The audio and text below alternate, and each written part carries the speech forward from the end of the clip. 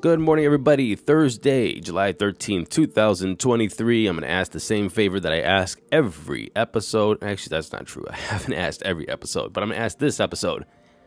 Go to your favorite podcast listening app. Click those 5 stars, even if you're on Spotify, if you're on Apple Podcasts, if you're on Pocket Cast, if you're on CastBox, wherever you're listening to it, make sure you click the 5-star rating.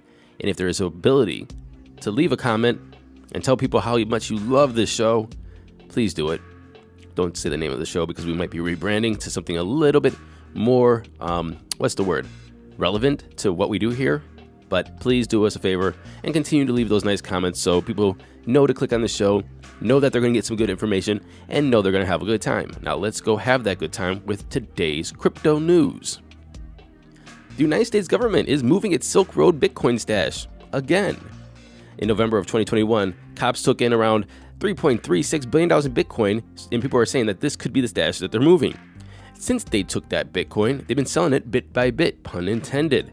They sold $215 million worth back in March, and at the time they said that they're going to dump another $1.1 billion onto the market. Well, Wednesday they moved 9,825 Bitcoin worth around $301 million at today's prices. Just because they moved that Bitcoin in 2 transactions does not mean that they're going to sell it. But if they do, there's going to be a 9,825 Bitcoin from Silk Road on the markets. What is that going to do to the crypto price? Absolutely nothing, but just wanted you to know that that's going to be happening. The debate about Arkham Dox Earn, as we've been talking about all week because this is hot news and it's honestly a very interesting question, it's really flaring up. And thanks to Tim Hockey over at Decrypt, he laid out a pro and con of this debate. So the pros of this Dox Earn scheme is transparency. To have transparency and accountability in the crypto space. To prevent fraud, remember, the CEO said that the only thing that this is for is to find out these rug pulls, these scammers, these fraudsters, to figure out whose wallets they are and dox them. Like, come on, let's police ourselves. It's good for the next pro is the public good. Let's make sure that the community is keeping the users safe. And it's going to give the companies competitive edge if you can actually find the people that are committing crimes. The cons. Potential for abuse. Obviously, if you can dox a bad guy, you can also dox a good guy, making it very problematic for them to live their life. There's no regulation around this. I mean, who's to say how this is used? Who's to say who uses this? Who's to say what kind of weird information, corporate espionage kind of wars you could have with just doxing people's information? It'll be like the wild, wild west of information, right? Another con is not everybody can use this. I mean, you have to stake ARM tokens to get the bounty. And so not the average person can do this. But then again, if you're trying to track down and dox people's wallets using on-chain public information, you're probably pretty savvy to stake some tokens. And of course, there's privacy concerns. Privacy concerns about, obviously, the doxing, but privacy concerns about people who are using this system. And I think that the pros and the cons are both very valid. But here's what I want to ask. I want to ask the most important question. We've been talking about this ever since I've been in the space, since 2017, 2016. The space has been talking about, hey, how do we police ourselves? Let's police ourselves so these bad things don't happen. Let's kick these bad actors off the exchange. Let's kick these fraud tokens off the exchanges. Let's try to make a very trustworthy system to grow this tech. And you know what? Nobody's done that yet. And so this is an idea that puts it out there that says, hey, let's go get these bad guys. And then the space is like, nah, we don't want to do it that way. So which way do we want to do it? Are we going to police ourselves? Or are we going to wait for regulation? Well, since we haven't been doing that, regulation is coming in, and now the space is saying, oh, well, we don't like that regulation either. So what do you like? The Wild West? Complete liberty to get hacked and frauded and rug pulled by companies? Or do we need to have some kind of policing within the community? It's either the governments are going to police Web3, the crypto space, and everything that's being built, or we're going to at least figure out the tools to do it ourselves and either help in that discussion. But just not doing anything is not the answer. What do you think? Bookings at todayinweb3.com.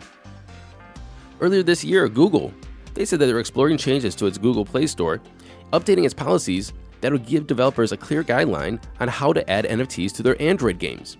Now the rules are out, and you're able to offer NFTs within these guidelines. Here are some of them. If any in-app products and Android games have corresponding NFTs, developers must make it clear to users. Google will allow NFTs to unlock app content regardless of where users purchase the NFT.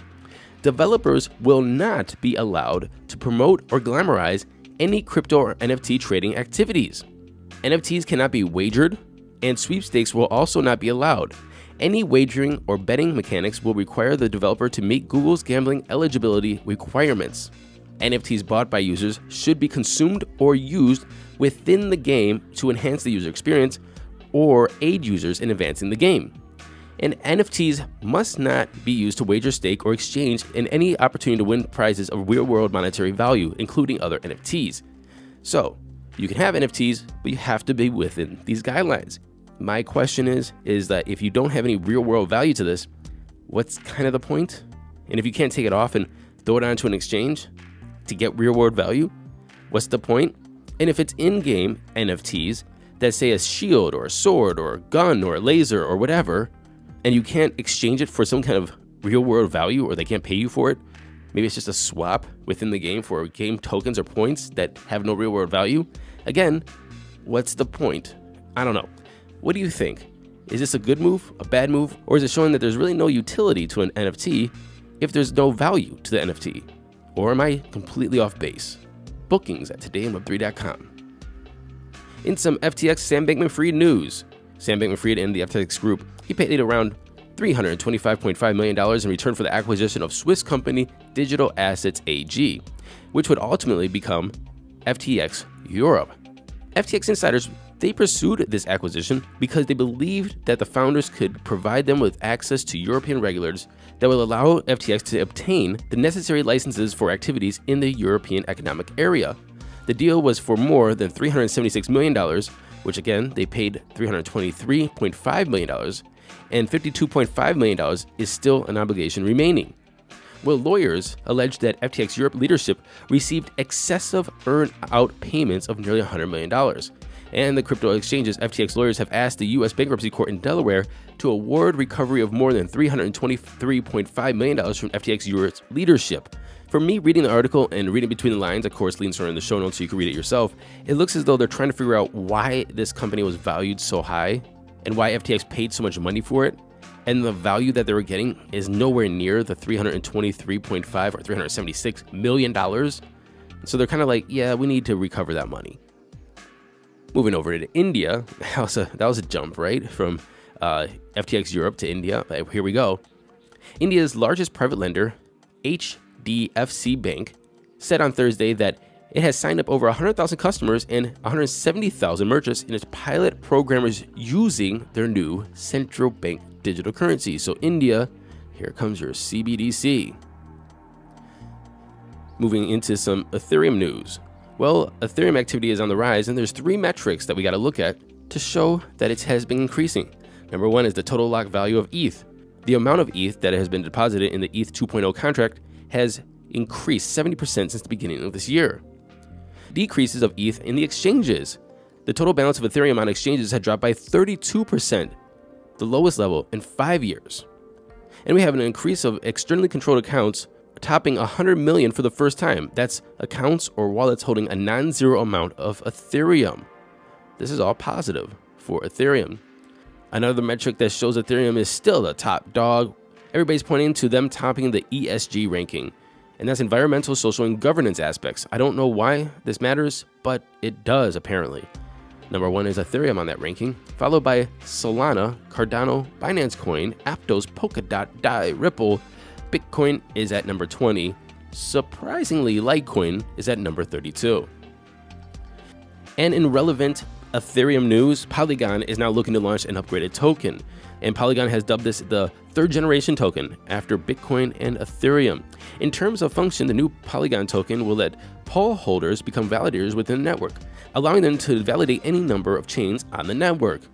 This is an upgrade from the Matic token, which will be depreciated as part of the move. To upgrade from Matic to Pol, you need to send Matic to the upgrade smart contract, which will automatically return the equivalent amount of Pol. Now, this is going to be hard for a lot of users, especially if you're holding in like Coinbase, if you're just, a casual user that I want to buy some Matic. I want to see if exchanges do these automatic swaps. I'm assuming they will, but there's going to be a long time horizon to do this. Polygon said it's going to allow hodlers around 4 years or more to complete this process, but this could start within months. I'm assuming Coinbase is going to do this, but please know if you're hodling Matic, until Coinbase or the exchange that you're hodling on, if you're just a casual user, know that you might have to do this, so brush up on your technical chops. Let's get into those crypto prices. Here comes the money. Here we go. Money talk. The time is 10:41 a.m. Eastern Standard Time. Fear Greed Index is at 58 neutral. Again, sideways, and everything else is too. Bitcoin is sitting at $30,556, down 0.8% in 24. Ethereum's at $1,881, down 0.5%. Tether's number 3, Binance is at 246, down 0.5%. USDC is number 5. Running off the top 10, we have XRP, Cardano, Doge, Solana, and Litecoin is up 3.4%, crossing the $100 threshold. Remember, the Litecoin halving is coming up. Let me look it up right now. Litecoin halving hits in 19 days, 24 hours, and 57 minutes. That was our show for today. And until tomorrow, happy hodling, everyone.